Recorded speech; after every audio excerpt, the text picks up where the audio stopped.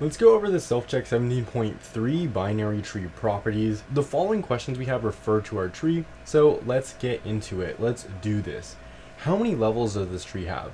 Well, remember, a level is just a difference in where our nodes are. So this is level 1, this would be level 2, and this would be level 3.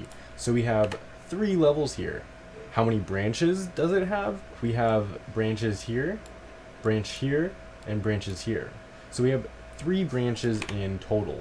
It's asking us which node values are stored in the branches.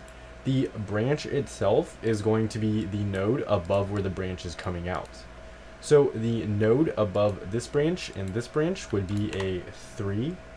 The node above these 2 branches are going to be a 2. It's asking us to write it in ascending order, so we're going to have 2 and 3. And then the node above this branch would be a 5. So we have 2, 3, and 5. None of these have branches, so we don't have to worry about it there. How many leaves does it have? Well, leaves are going to be the nodes that have no subtrees under them.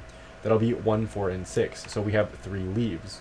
Which values are stored in the leaves? They're just going to be 1, 4, and 6. They are the bottommost nodes. After this, we are asked what value is stored at the root.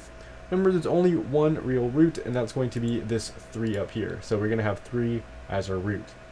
Which nodes are the siblings of the node storing the value 2? This is the node storing the value 2. The siblings are the ones that are on the same level. So we're only going to have one. It's going to be of sibling 5. Which nodes are the children of the node storing the value 2? Children are going to be the nodes that are underneath the parent. 2 is the parent of these 2. So our nodes that are children are going to be 4 and 6. We can submit this. It'll pass 8 out of 8 tests.